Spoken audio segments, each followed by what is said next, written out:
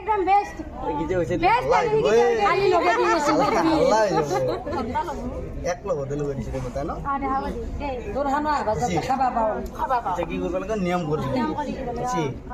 ও কোদা খাওয়া দে না না পড়ো না বাবা বিয়া হইও বিয়ার কিছু দিও কতে ভাল লাগবো আগো বিয়ার গীত নাই না ও ততে বিয়া বিয়া লাগবো গাওর মানুহ নাই আতা পাথর ছেলে তো না আচ্ছা বিয়ার গীত দিছুন